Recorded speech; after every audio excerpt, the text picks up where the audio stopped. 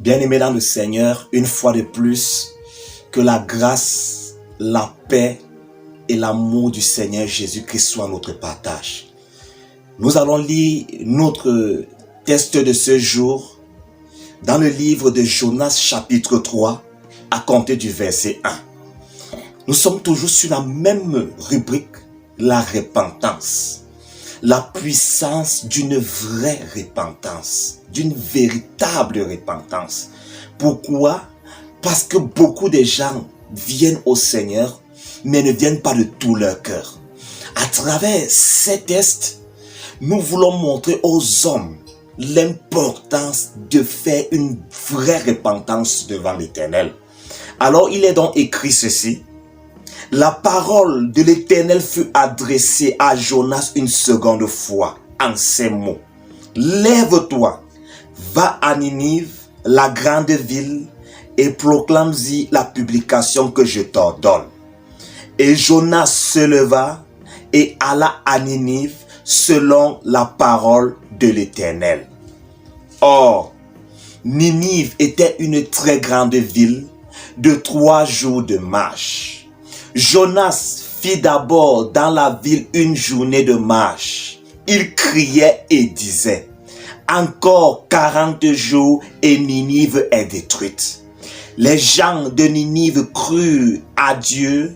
Ils publiaient un jeûne et se revêtirent de sacs depuis les plus grands jusqu'aux plus petits.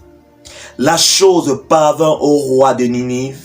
Il se leva de son trône, ôta son manteau, se couvrit d'un sac et s'assit sur la cendre. Et il fit faire dans Ninive cette publication par ordre du roi et de ses grands. Que les hommes et les bêtes, les bœufs et les brebis ne goûtent de rien, ne pèsent point et ne boivent point d'eau. Que les hommes et les bêtes soient couverts de sacs, qu'ils crient à Dieu avec force et qu'ils reviennent tous de leurs mauvaises voies et des actes de violence dont leurs mains sont coupables. Qui sait si Dieu ne reviendra pas et ne se repentira pas et s'il ne renoncera pas à son ardente colère en sorte que nous ne périssions point. Dieu vit qu'ils agissaient ainsi et qu'ils revenaient de leur mauvaise voie. Alors Dieu se repentit du mal qu'ils avaient résolu de leur faire et il ne le fit pas. Parole du Seigneur. Voilà un message très important, un exemple même à tirer du peuple de Ninive. La Bible dit que Dieu, ayant vu les mauvaises actions, les mauvais actes que le peuple de Ninive commettait, il a résolu en son cœur de détruire ce peuple. Et il a envoyé son serviteur Jonas à Ninive pour publier cette édite, pour publier cette parole en disant au peuple de Ninive qu'encore 40 jours et le peuple de Ninive sera détruit. Voilà pourquoi aujourd'hui, nous prions les uns les autres à être attentifs.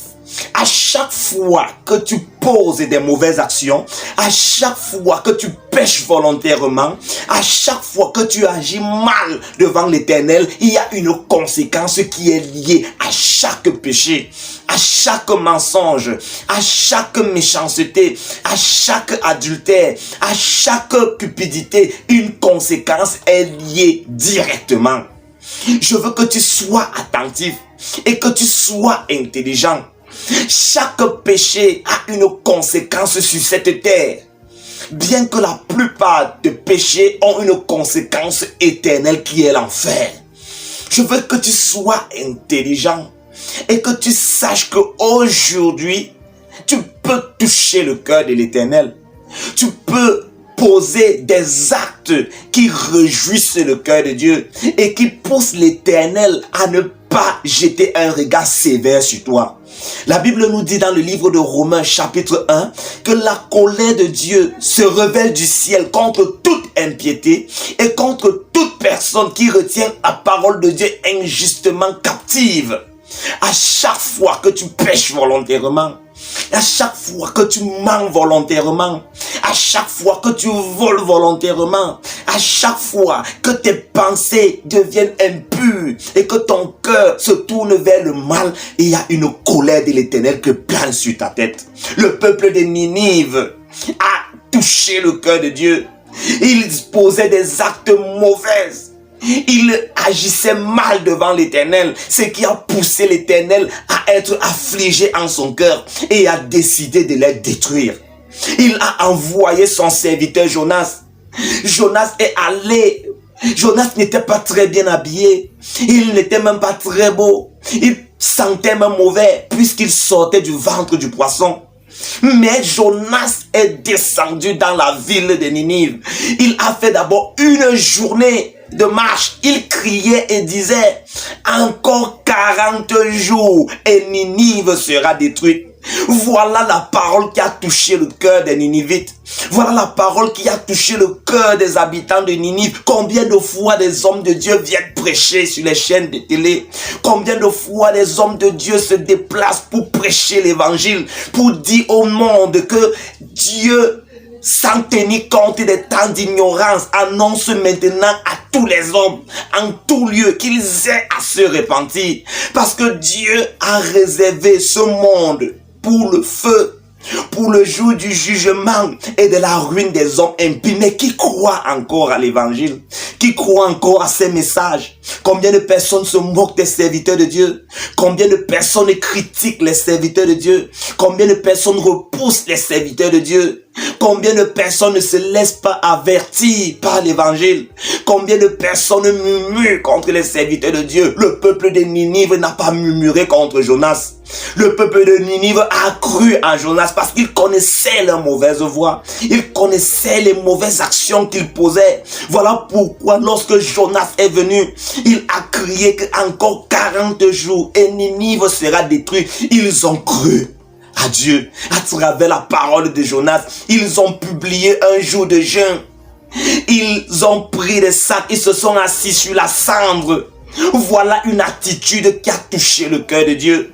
Une attitude que si toi aussi qui es en train de m'écouter, si tu agis aussi pareillement devant Dieu en revenant à Dieu de tout ton cœur, avec des larmes, avec des pleurs, avec des gémissements, et crier à Dieu, Seigneur, aie pitié. Je reconnais que je suis un adultère, que à chaque fois j'ai trompé mon épouse. Je reconnais que je suis un voleur.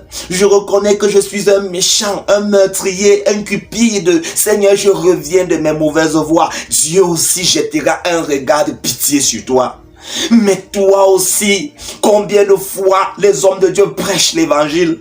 Combien de fois tu entends que les hommes de Dieu prêchent la parole de Dieu? Ils t'appellent à la repentance. Ils t'appellent à changer ta mauvaise façon de vivre, à changer tes mauvaises actions. Est-ce que tu agis de la sorte? Je veux qu'à travers l'exemple de Ninive, que tu prennes des grandes résolutions. La Bible dit que la chose parvint au roi. Le roi lui-même a entendu ces choses. Il a entendu que Jonas criait, il disait, encore 40 jours et Ninive sera détruite. La Bible nous déclare ceci. Le roi s'est levé de son trône. Il a ôté son manteau.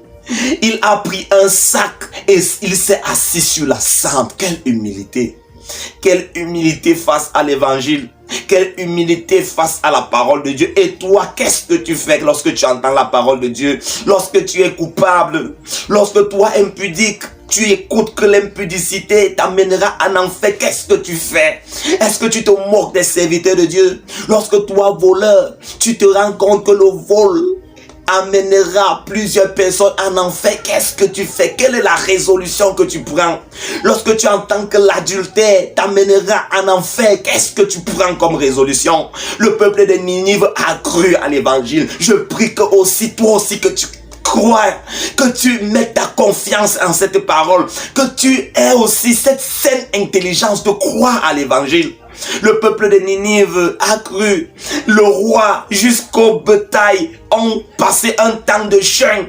La Bible dit que le roi a publié un édit pour dire à tout son peuple de prendre un temps de jeûne, que personne ne boive, que personne ne pèse. Et ils se sont tous mis dans cette disposition. Et la Bible dit que le roi a demandé à son peuple de s'éloigner de ses mauvaises actions, de ses mauvaises voies. Qui sait si l'Éternel ne reviendra pas de ce qu'il a projeté de faire. C'est ainsi dans ta vie.